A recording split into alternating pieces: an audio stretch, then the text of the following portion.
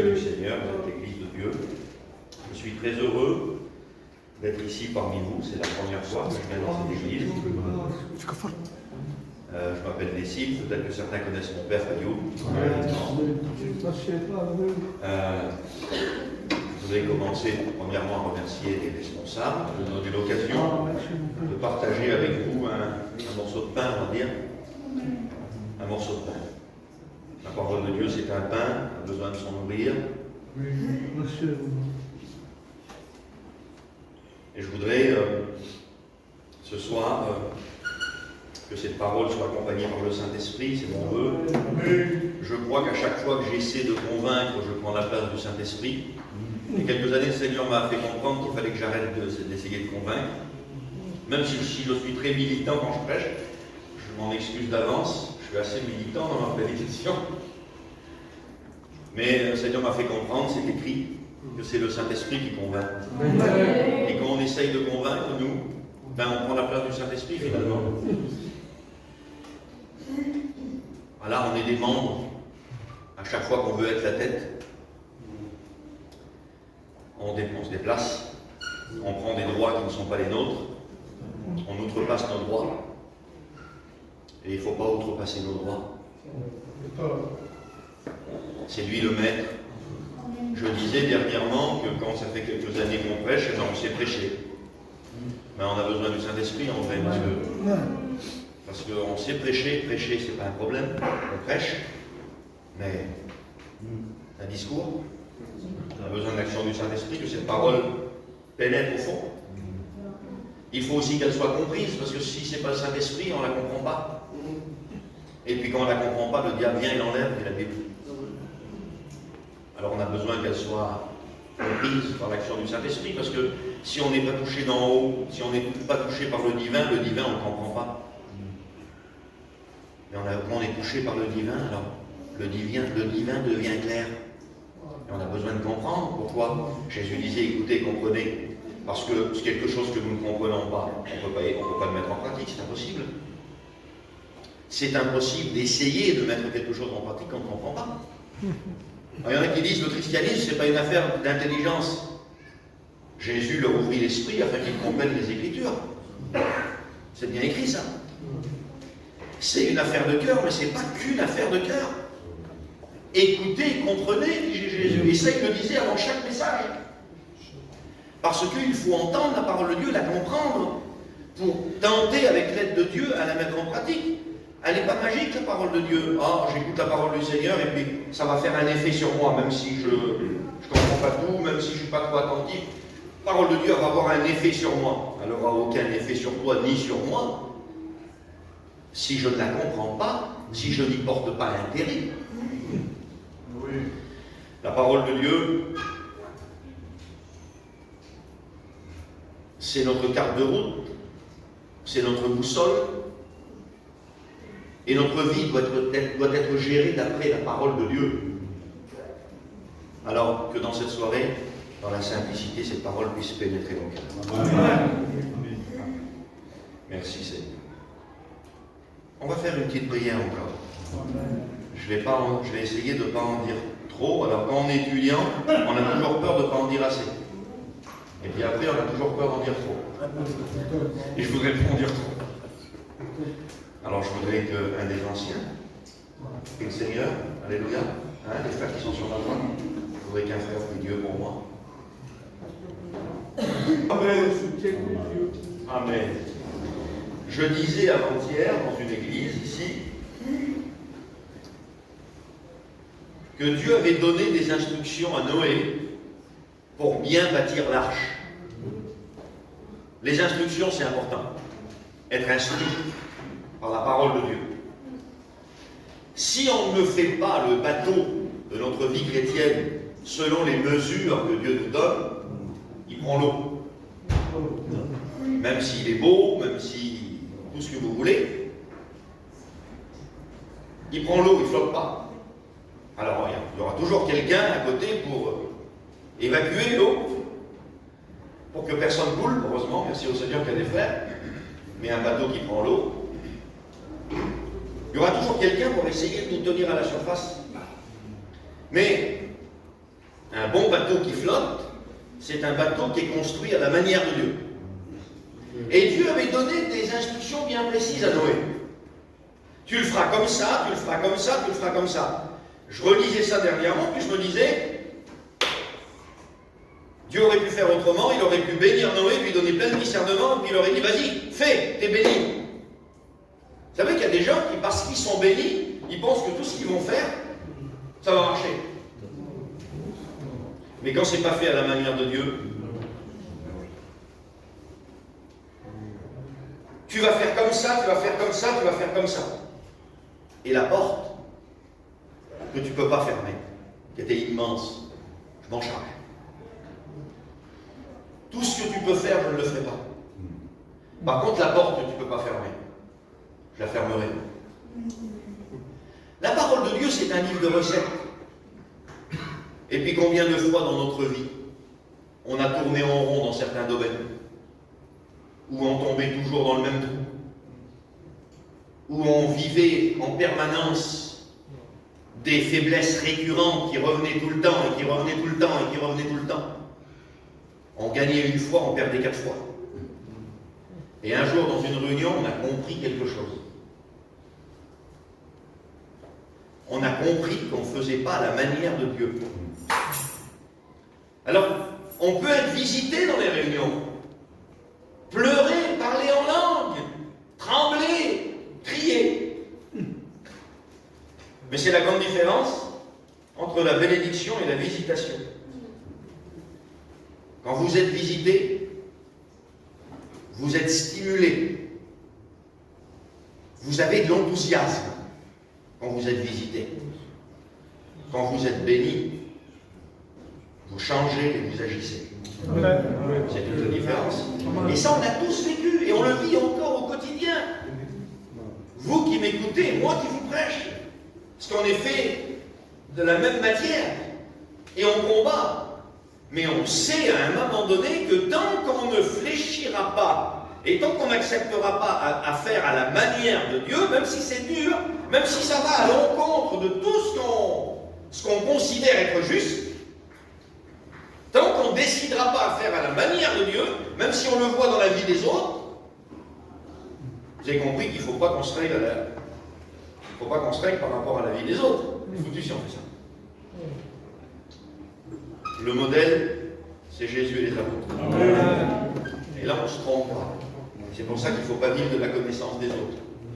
Moi, j'encourage toujours mes chrétiens à lire leur Bible. Parce que sinon, on vit de la connaissance des autres, on vit de la connaissance du pasteur. Et merci au Seigneur, vous avez des bons pasteurs avec de la connaissance. Mais je connais des endroits où il y a des chrétiens qui vivent de la connaissance des pasteurs, alors que les pasteurs n'en savent pas plus qu'eux. On ne peut pas vivre de la connaissance des autres. On ne peut pas vivre dans l'ombre des autres. Imaginez-vous si les autres se trompent.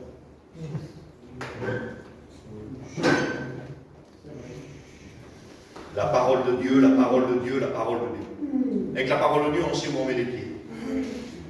Et on ne se laisse pas rouler avec toutes les fausses doctrines aujourd'hui qui se lèvent.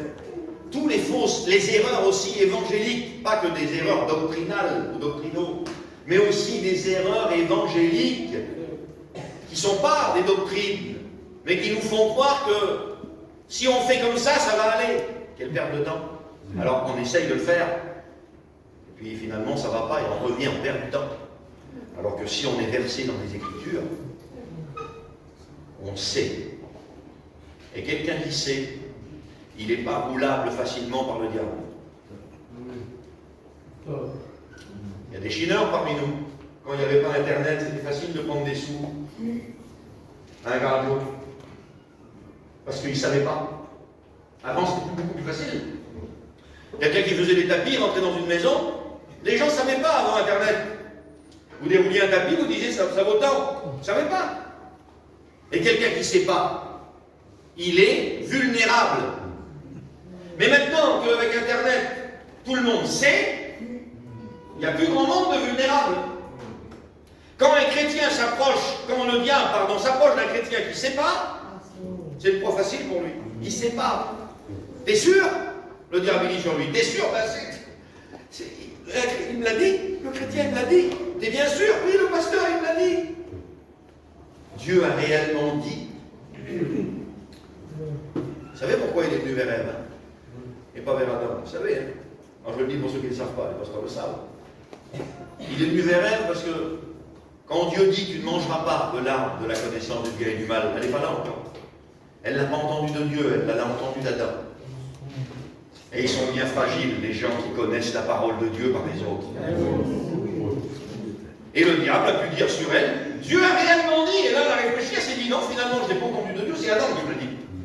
Mais il ne pouvait pas le dire à Adam, Dieu a réellement dit. Ben oui, vous l'avez entendu. On ne peut pas vivre de la révélation des autres. On doit avoir notre propre révélation. Même si on est qu'un chrétien, parce que je considère, moi, qu'un chrétien, c'est aussi un serviteur de Dieu, même s'il n'a pas un ministère d'autorité, qui ne prêche pas, qui ne tient pas une église. Et je considère aussi qu'une chrétienne, c'est une servante du Seigneur. Hein, on dit serviteur de Dieu sur les pasteurs. C'est un mot de chez nous, ça.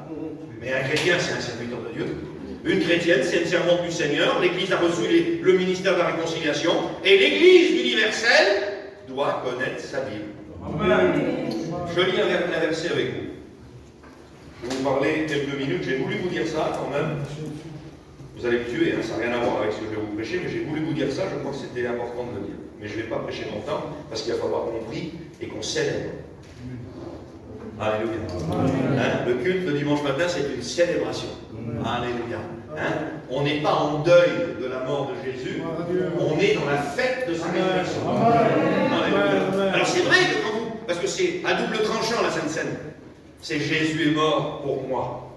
La tristesse selon Dieu. Je suis un pauvre pécheur, il est mort pour moi, il a souffert. Mais il est ressuscité, il revient bientôt, et il a pardonné mes péchés. Alléluia. Amen. Alors je ne vais pas prêcher longtemps. Et je vais vous parler de quelque chose qui est en lien avec la Sainte Seine, qui est en lien avec la célébration de la Sainte Seine. Je vais vous parler de ce qui amène à une vie de louange et d'adoration, de reconnaissance. Vous savez que Dieu, ce qu'il cherche, c'est des vrais adorateurs. Mais il y a quelque chose qui amène à l'adoration. Et si on n'a pas ça, on n'est pas des adorateurs. On adore un coup de lance-pierre. C'est quoi? La mémoire. Je vais vous parler de la mémoire. Il n'y a que ceux qui ont bonne mémoire qui continuent à adorer. Ceux qui oublient les bienfaits de Dieu ne font que se plaindre. C'est vrai. Et la Sainte Seine, parmi beaucoup d'autres choses, parce que je ne pourrais pas vous parler, je ne vais pas vous parler de la Sainte Seine, donc je ne vais pas perdre mon temps à expliquer sur la Sainte Seine, mais entre autres, la Sainte Seine, c'est un appel à la mémoire. Faites ceci en mémoire de moi. Dieu a toujours fait un travail de mémoire. Et ça a traversé l'Ancien Testament jusqu'au Nouveau. Il a toujours marqué ses grandes actions par des cérémonies, des cérémoniales. Pourquoi? Pour que lui s'en rappelle? Non. Pour que nous on s'en rappelle. Parce que c'est important pour Dieu qu'on n'oublie pas. Pourquoi? Pour qu'on continue à dire merci. Amen. Pour qu'on continue à adorer. Vous avez vu comment vous rentrez dans l'adoration? Parfois, de temps en temps, ça ne nous arrive pas tout le temps, parce que si ça nous arrivait tout le temps, on vivrait dans la culpabilité en permanence. Mais quand des fois le Saint-Esprit vous rappelle votre ancienne vie, là où Dieu vous a ramassé. Je dis ramassé parce qu'il vous a ramassé. Hein.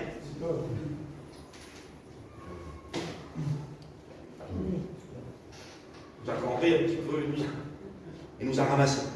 Et quand on pense à ça, et l'apôtre Paul le faisait, l'apôtre Paul, il dit, je me penche et je regarde de temps en temps dans la fosse, dans le fossé, là où j'ai été tiré. C'est bon.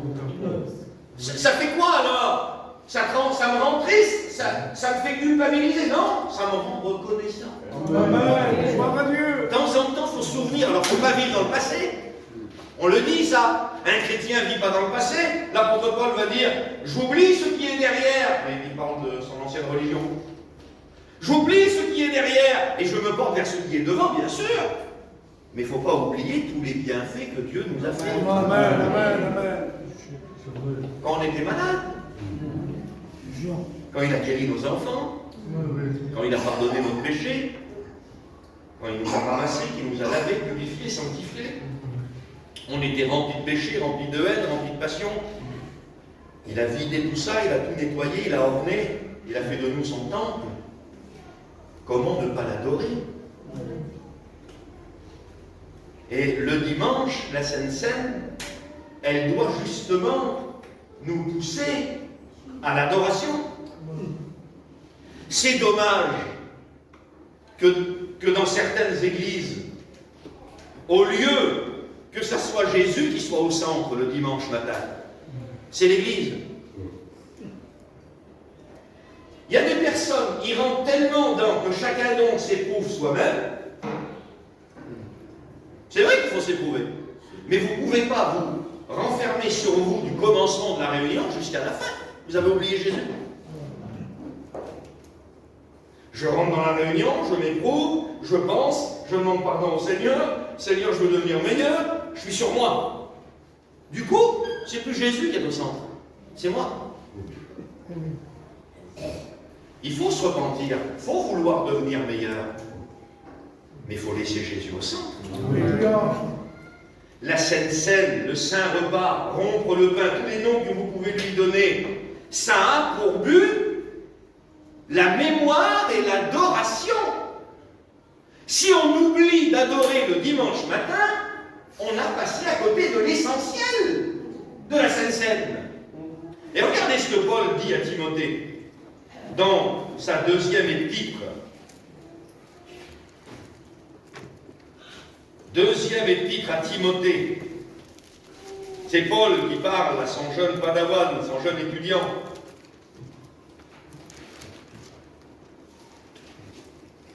Chapitre 2 et verset 8. 2 Timothée 2, 8. Voilà ce qui est décrit. Alors, il va lui donner tous les conseils en haut. Tiens, je le lis, allez, on le lit parce que c'est important. Même si je vais m'arrêter qu'au verset 8. Toi donc, mon enfant, fortifie-toi dans la grâce qui est en Jésus-Christ, de ce que tu as entendu de moi en présence de beaucoup de témoins. Confie-le à des hommes fidèles qui soient capables de l'enseigner aussi à d'autres. Quelle beauté, capable, hein? Capable, alléluia. Souffre avec moi comme un bon soldat de Jésus-Christ.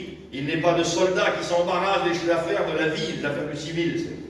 S'il veut plaire à celui qui l'a enrôlé, voilà, il ne faut pas trop s'embarrasser des choses qui n'ont rien à faire avec la guerre. Et l'athlète n'est pas couronné s'il n'a pas combattu suivant les règles. Il donne tous les conseils pour être un bon serviteur de Dieu. Léger, alerte. Le laboureur qui peine doit être le premier à recueillir les fruits. Il lui donne des conseils pour bien servir. Comprends ce que je dis, car le Seigneur donnera de l'intelligence, te donnera de l'intelligence en toutes choses. Et il conclut au verset 8, souviens-toi de Jésus-Christ.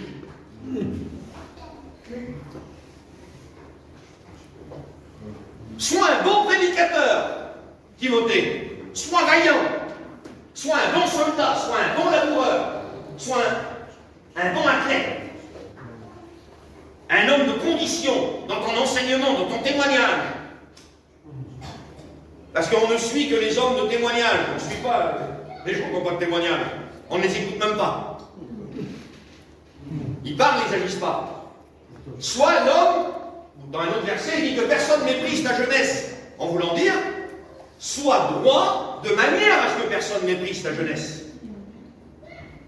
Merci à Dieu pour les jeunes hommes de Dieu. Amen. Vous avez vu, vous respectez un jeune homme de Dieu. Vous avez du respect. Que l'ancienneté, ça sert si on est un homme de Dieu ou une femme de Dieu. Sinon,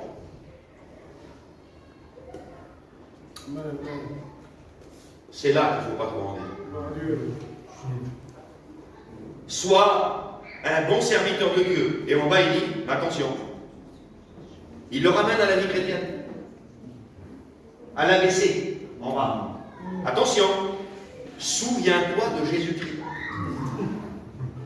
Ah, je m'imagine Timothée. Il ne l'a pas dit, je l'imagine. Ah, comme si je vais oublier Jésus. Toutes les fois où on oublie ce qu'il a fait. On l'oublie. On passe des jours à demander quelque chose à Dieu, des semaines, des mois dans le jeûne parfois, à jeûner pour demander quelque chose de précis à Dieu. On prie pendant des jours, pendant des semaines. Le jour où il le donne, on dit merci une fois. Et c'est fini. Alors qu'on devrait passer plus de temps à le remercier quand on a passé à lui demander. Pourquoi? Parce que Dieu n'aime pas les ingrats. Et quelqu'un qui n'a pas de mémoire, il tombe dans l'ingratitude. Vous pouvez faire plus vilain, vous, que quelqu'un d'ingrat.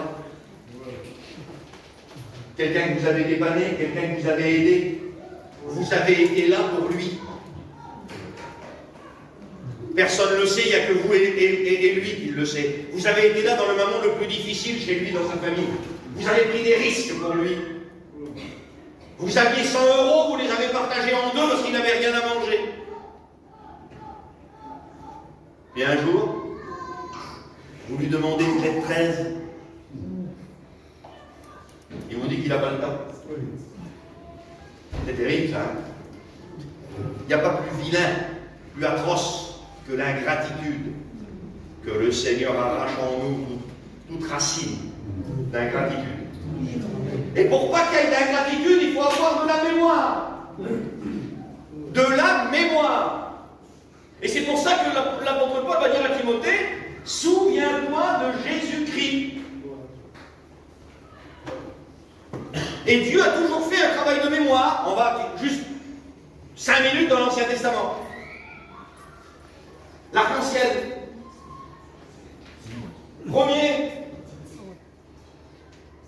Premier travail de mémoire. Pour que Dieu se rappelle et que les hommes se rappellent. Tout à l'heure, je vous ai dit que Dieu n'avait pas des problèmes de mémoire et qu'il ne faisait pas des choses pour lui, excepté l'arc-en-ciel. C'est pas parce que Dieu perd la mémoire, mais comme ça, à chaque fois qu'il pleut, Dieu voit l'arc-en-ciel. Il dit, c'est pour que je me souvienne, dit Dieu, que je ne détruirai plus l'humanité par l'eau. Et pour que quand les hommes voient l'arc-en-ciel, ils se rappellent que Dieu a promis. Première alliance, l'arc-en-ciel.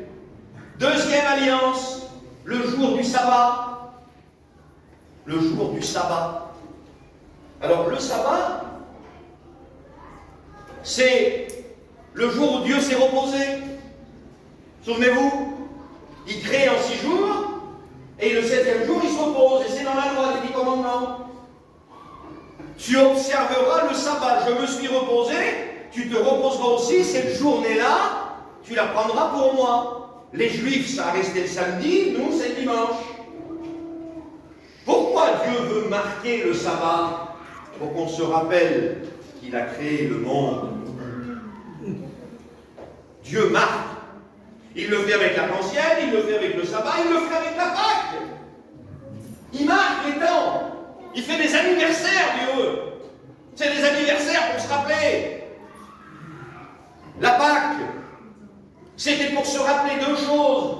Que la mort n'était pas entrée chez les Hébreux parce que le sang était sur les linteaux des portes, et aussi parce que Dieu avait fait sortir le peuple d'Israël d'Égypte et l'avait amené en pays promis. Alors vous célébrerez une fois par an la Pâque. Et il y a aussi des raisons prophétiques dont je ne peux pas rentrer, je vous parle juste de la mémoire. La Pâque. Et tous les ans, les Juifs fêtent la Pâque pour se rappeler, parce qu'il ne faut pas oublier que Dieu les a sortis d'Égypte, de l'esclavage. Et qui c'est l'ancêtre de la Sainte Seine? Sur quel modèle la Sainte Seine a été établie en Matthieu 26, 26? Quel soir Jésus a établi la Sainte Seine? Le soir de la Pâque. S'il a voulu que les Juifs se rappellent par la Pâque que Dieu les avait fait sortir d'Égypte pour les faire monter à Canaan, il institue la Sainte Seine le soir de la Pâque. Jésus devient notre Pâque. Pas pour qu'on puisse se rappeler qu'il nous a fait sortir d'un pays pour aller dans un autre, mais pour qu'on puisse se rappeler qu'il nous a sortis des ténèbres pour nous amener dans sa lumière. Donc c'est encore un travail de mémoire. Dieu a toujours appelé l'homme à la mémoire.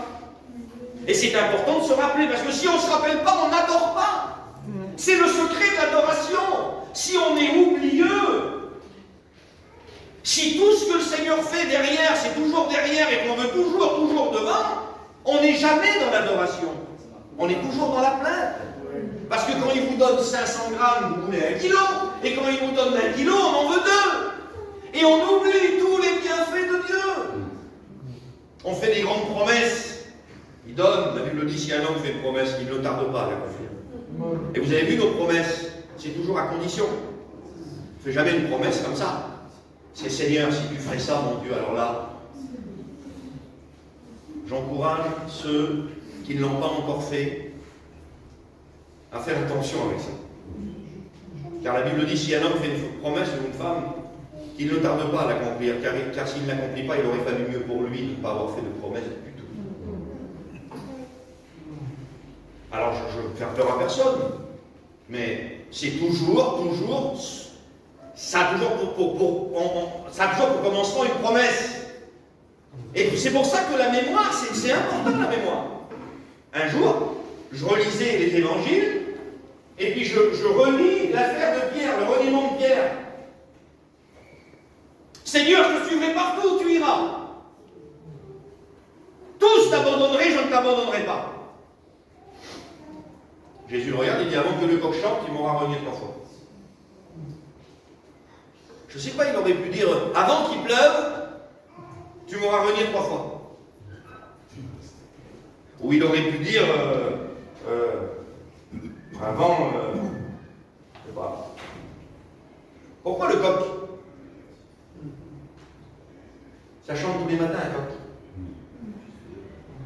Ça veut dire qu'après ça, le grand apôtre Pierre, quand il avait des journées où vraiment il était béni, parce que l'ombre de Pierre guérissait les malades, hein, excusez-moi du peu.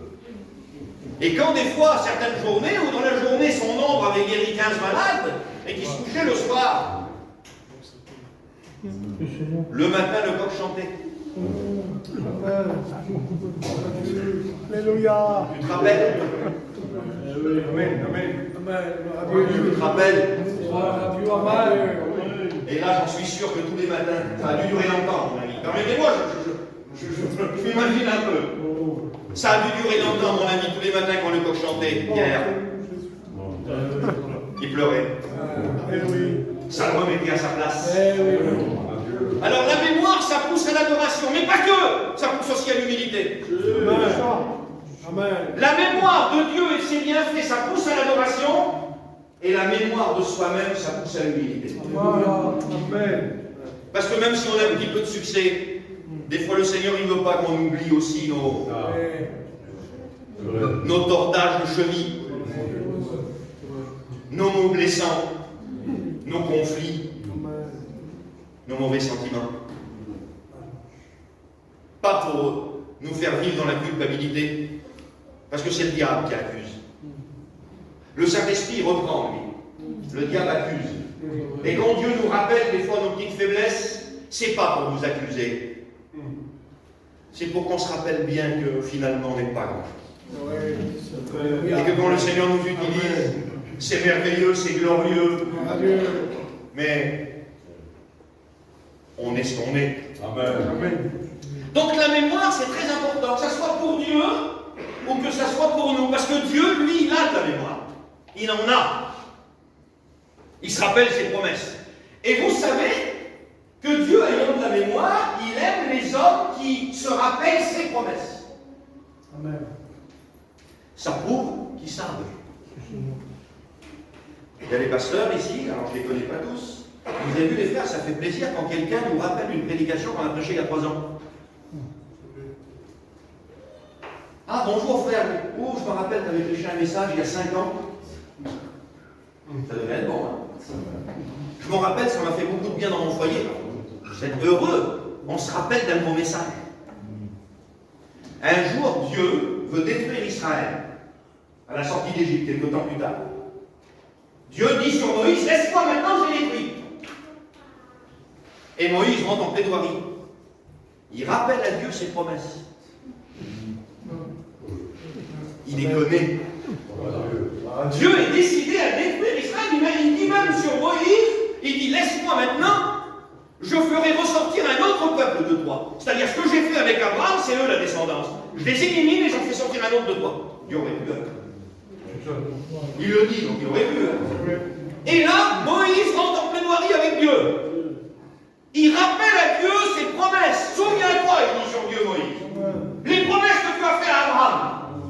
T'as dit ça, t'as dit ça, t'as dit ça. Que diront les nations? Il plaide pour Dieu. Il ne veut pas que Dieu soit mal vu. Quelle beauté. Que diront les nations? Il est en train de défendre Dieu, si vous voulez. Ça a l'air bizarre pour certains, mais c'est textuel, ce que je dis. Que diront les nations? Tu les as fait sortir d'Égypte pour les tuer au désert. Rappelle-toi les promesses que tu as faites à ton peuple. Et Dieu, alors c'est pas le même mot dans le grec. Parce que pour se repentir, il faut avoir fait le mal, alors que Dieu ne fait pas le mal. C'est changement d'état d'esprit dans le texte hébreu. Dieu se repentit, ça veut dire qu'il a changé d'avis. Dieu ne se repent pas, mais il change d'avis. On le voit avec Ézéchias, on le voit plusieurs fois dans la Bible. Dieu se repentit vouloir faire du mal à son peuple.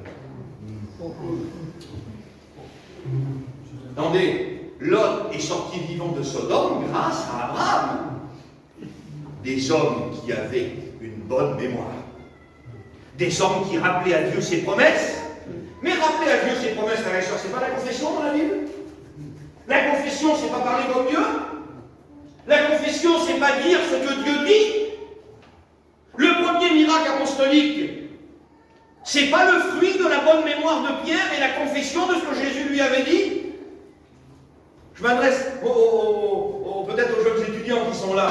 Vous ne la trouvez pas bizarre, la prière de Pierre? Vous avez vu, prie pas comme nous, Pierre. Il ne dit pas Seigneur, guéris-le. Premier miracle apostolique à la porte de la bête. Ce que j'ai, je te le donne. Confession. Jésus avait dit sur lui, je te donne le pouvoir de chasser les démons et de guérir les malades. Dans la poche. Il le croit. Et donc, je vais dire comme Jésus disait. Parce que Jésus guérissait les malades. Et il fait exactement comme Jésus lui a dit de faire. Je n'ai ni or ni argent à te donner. Confession, je parle comme Jésus. Ce que j'ai, je te le donne, lève-toi et marche. Il le saisit par la main, le lève. Il est en train de parler comme Dieu. Mais pour parler comme Dieu, il faut se souvenir de ce que Dieu dit. Pour être reconnaissant, il faut se souvenir de ce que Dieu a fait. Combien de fois on est rentré chez nous, à l'église, ça se passe parfois, mais chez nous aussi. Le Saint-Esprit, il le fait. Il suffit qu'on veuille, non? Il suffit qu'on en parle un peu dans une prédication pour que le Saint-Esprit vienne tout faire. Et des fois, on est chez nous, le Saint-Esprit est là, il nous rappelle. Il nous rappelle quand il a guéri le petit. En tombant à genoux. Il nous rappelle quand il a été là pour notre père qui était en train de mourir et qui a vécu 20 ans plus vieux. Il nous rappelle quand il a été là dans notre foyer, quand on n'avait plus rien pour manger et qu'il s'est passé un miracle. Et là, on tombe à genoux. Et on ne demande plus. On adore. On adore. Dieu, lui, se rappelle. On me donnait 5-6 minutes et je termine. Dieu, lui, se rappelle. Pas de problème. Lui a une bonne mémoire, mais il nous appelle à la mémoire, justement. Et ce soir, la Sainte Seine, c'est le premier symbole. C'est la mémoire. Tout à l'heure, un frère va le lire, ou peut-être Matthieu 26, mais dans 1 Corinthiens 11, 23, c'est que chacun d'entre eux pour soi-même. Faites ceci en mémoire de moi. Et comme Dieu a très bonne mémoire, lui, il n'oublie rien. Par le Saint-Esprit, il est possible de rien oublier. Moi, je suis quelqu'un qui n'a pas de mémoire. Je vous le dis devant Dieu, je vous fais une petite confession. Perpignan, je venais ici, j'ai prêché mes premières prédications ici à Perpignan, j'avais 19 ans. J'étais venu avec mon père, j'étais première année, et j'avais prêché Perpignan, je connais. Je ne peux pas m'en aller sans le GPS pour rentrer chez moi. Je ne connais pas les routes. Mais c'est beaucoup plus grave que vous le croyez. Je ne fais pas 3 km sans le GPS. Je n'ai pas de mémoire. Je ne me souviens pas d'un numéro de téléphone. C'est compliqué. Mais quand le Saint-Esprit s'en mêle, il est possible de rien oublier de Dieu. Rien. Je me suis baptisé à 14 ans. Et le Saint-Esprit me rappelle en permanence. C'est pour ça que je vous le prêche. En permanence, tout le parcours jusqu'à maintenant. J'ai 47 ans. Où il a été là chaque moment de ma vie. Il me fait rappeler ça alors que je ne me rappelle pas ce que j'ai fait avant-hier. Je ne me rappelle pas d'une route. Les noms, les prénoms des gens, c'est une catastrophe. Je ne veux jamais diriger les cantiques à cause de ça. Les programmes, c'est une catastrophe. Je ne me souviens pas des prénoms des gens. Mais quand le Saint-Esprit s'enlève, vous vous rappelez de tout ce que vous lisez. Et vous vous rappelez de tous ces biens. Dieu, lui, n'oublie pas. Regardez ce qui est écrit dans Hébreux, chapitre 6 et verset 10, et je termine, donnez-moi 5 minutes et je termine. Dieu n'est pas injuste pour oublier. Vous avez essayé de lire les versets à l'envers? Les pasteurs le font, hein. Je dis ça aux chrétiens. Des fois, pour comprendre un verset, il faut juste l'inverser. Vous le comprenez à 50% quand vous le lisez à l'endroit. Si vous l'inversez, vous le lisez à l'envers, vous comprenez à 90%. Dieu n'est pas injuste pour oublier. Ça, c'est à l'endroit. À l'envers, c'est que Dieu est en train de dire que quelqu'un oublie, c'est quelqu'un d'injuste. Mais lui, il n'est pas injuste pour oublier. S'il oublierait, ça ferait de lui quelqu'un d'injuste. Mais il ne l'est pas, lui. Et nous, on ne veut pas l'être non plus. On ne veut pas oublier. On ne veut pas oublier les bienfaits qu'il nous fait. On ne veut pas oublier le petit frère qui nous a aidés. On ne veut pas oublier la petite sœur qui prie pour nous. On ne veut pas oublier le pasteur qui nous a aidés, même si la semaine dernière il a dit quelque chose qui nous a vexés, ou il ne nous a pas dit bonjour, mais ça fait 10 ans qu'il nous aide. Alors on ne va pas regarder la petite action mauvaise derrière de la sauce en démon. Alors on n'oublie pas. Voilà, je vous ai dit que j'étais militant. Hein. On n'oublie pas. Dieu n'est pas injuste pour oublier notre travail. Merci mon Dieu. Et l'amour que vous avez montré pour son nom. Amen. Il n'est pas injuste pour oublier notre travail et l'amour qu'on a montré pour son nom. Ça veut dire, frères et sœurs, que tout ce qu'on fait, que ce soit placer une chaise ou prêcher, et il y a un nom qu'on connaît deux là. Exercer le ministère et puis placer une chaise. Ben, c'est important pour Dieu, il ne dit rien. Amen. Le petit billet de 5 € qu'on a donné parce qu'il y a une famille qui passe par une difficulté, Dieu ne l'oublie pas. Amen. Amen. Chaque prière qu'on fait le matin, personne ne nous voit, on est dans notre chambre, on prie selon la Bible. On n'est pas à la synagogue, on prie selon la Bible, on est dans la chambre, on a fermé la porte, personne ne nous voit. Dieu nous voit et il n'oublie pas. Il n'oublie rien. Que personne ne se sente exclu, il n'oublie rien. Des fois, on s'oublie les uns les autres. On a vu dans des églises, des chrétiens, des fois, un petit peu, ils se sont laissés pour compte oublier. Il y a longtemps qu'on les a pas appelés pour chanter. Ça fait longtemps qu'on les a pas appelés pour témoigner. C'est toujours un petit peu les mêmes qui sont honorés. C'est l'histoire de toutes les églises. Mais le Seigneur n'oublie pas. Des fois, ton pasteur, on est des hommes. On ne peut pas, des fois, tout le monde. On ne peut pas. Imaginez-vous un pasteur comme moi qui faut qu'il mette le GPS. Comment je fais pour rappeler tout le monde? Mais Dieu, il n'oublie personne. Amen. Ésaïe 49, 15. Dieu dit, une femme oublierait-elle l'enfant qu'elle nourrit? Cesserait-elle d'aimer l'enfant qu'elle a conçu? Dieu dit, une femme oublierait-elle l'enfant qu'elle nourrit? Cesserait-elle d'aimer l'enfant qu'elle a conçu? Regardez ce que Dieu ajoute. Et même, si les mères oublieraient leurs enfants, moi, l'Éternel, je ne t'oublierai jamais. C'est impossible, il dit Dieu. La mère pourrait-elle oublier son enfant qu'elle a allaité, qu'elle a mis au ventre et qu'elle aide? C'est impossible. Et même si ça pourrait arriver, si même l'impossible arriverait, même si les mères oublieraient leurs enfants, eh bien moi je suis encore au-dessus. Moi je n'oublie pas. Je ne veux pas. Je ne t'oublie pas. N'oublions pas. Rappelons-nous, il a été là, où plus personne n'était là. Il ne nous a pas abandonnés alors que tous nous avaient abandonnés. Il a compté sur nous à un moment où personne n'aurait misé un euro sur nous. Il ne nous a pas laissés. Remercions-le de tout notre cœur. Adorons-le, apportons-lui la louange qui lui est due. Et je termine par ça. Seigneur, les disciples viennent vers Jésus, apprends-nous à prier, comme Jean le Baptiste a appris ses apôtres à prier. Apprends-nous à prier, parce qu'on en veut aussi, nous, des bénédictions. Mais le Seigneur, c'est pas un... Il donne le Seigneur, mais c'est pas un distributeur. Pardonne-moi, mon Seigneur. C'est pas un truc qu'on met un euro qui sort une canette. Pardonne-moi, mon Dieu. De faire cette parabole-là. Il donne, Dieu. Il donne selon la richesse de sa gloire. Et en plus, quand il donne, il ne s'appauvrit pas. Alors, il a la planche à billets. Donc, il donne, il donne, il donne. Et les disciples vont venir vers Jésus, vont dire, Seigneur, apprends-nous à prier, parce que nous aussi on veut recevoir. Jean a appris ses apôtres à prier, Jean-Baptiste, apprends-nous. Jésus les regarde et dit, voilà, quand vous priez, premièrement, dites, notre Père qui est aux cieux, que ton nom soit sanctifié.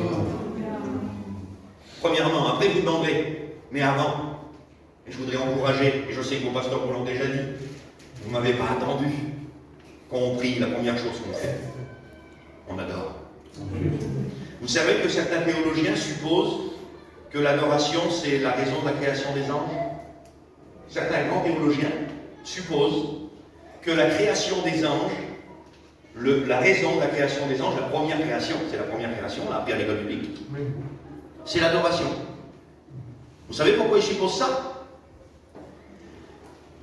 Parce qu'il est dit que les anges servent Dieu. Mais ils le servent dans quoi? Il est partout. Il sait tout. Et il peut tout. Donc ils font quoi? Ils ne peuvent pas leur demander d'aller chercher quelque chose, il y est. Ils ne peuvent rien lui apprendre. Il remplit l'univers. Et il peut tout faire. Mais ils le servent dans quoi, là? La Bible dit que nuit et jour, les anges passent au-dessus du trône et disent Saint, Saint, Saint est l'Éternel. Il y a une chose que Dieu aime. Et il y a même certains pasteurs dans notre mission, des vieux anciens, qu'on dit un jour, j'ai aimé, c'est un vieux pasteur qui l'a. J'avais écrit dans ma Bible ça, et j'ai écouté un vieux pasteur le dire, alors j'étais content. Dieu a un besoin, un seul. C'est un besoin, l'adoration. Dieu a un besoin, c'est l'adoration. Et il y a une seule chose qu'on peut lui donner. Une. L'adoration. Alors adorons-le ce soir de tout notre cœur. Et David l'avait compris. Et là je le promets, je finis en prix. David l'avait compris. Il avait compris que l'adoration était le sujet d'une grande délivrance. C'est quand je m'écris loué soit l'Éternel que je suis délivré. C'est pas quand je demande, c'est quand je loue. Frères et sœurs, l'adoration, la louange a une puissance extraordinaire. Et David l'avait compris. Quand il avait besoin d'être délivré de ses ennemis, qui vivaient des situations irrémédiables, il rentrait dans l'adoration et tout disparaissait. Alors ce soir, adorons-le de tout notre cœur. Même si tu ne te sens pas en état d'adorer. J'ai aimé ce que Paul a dit tout à l'heure. On ne croit pas que Jésus est là parce qu'on le sent. On croit que Jésus est là parce que la Bible le dit.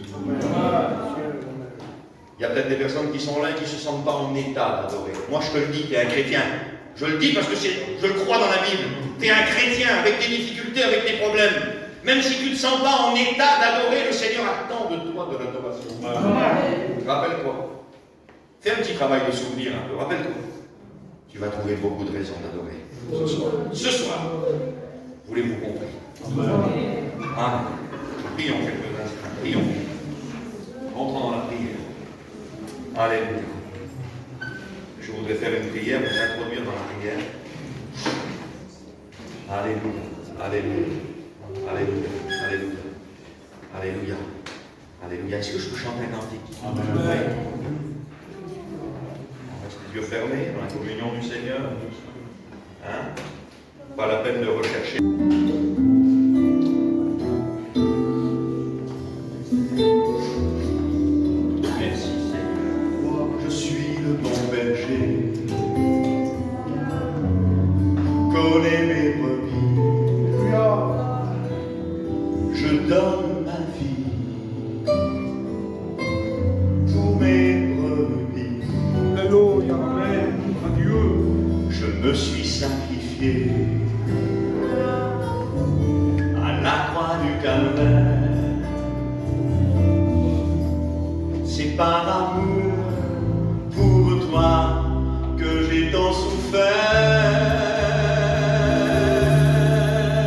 Car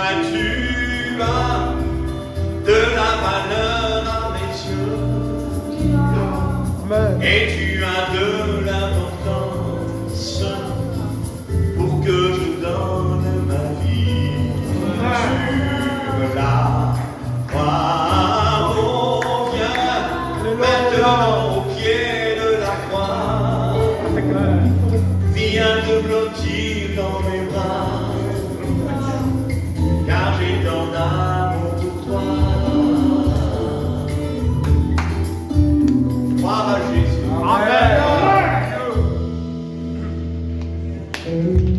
Je suis le bon berger, je connais mes brebis, je donne ma vie pour mes brebis. Je me suis sacrifié à la croix du calvaire. C'est par l'amour pour toi que j'ai tant souffert, car tu as de la valeur à mes yeux, et tu as de l'importance pour que je donne ma vie sur la croix. Oh, viens maintenant au pied de la croix et viens te blottir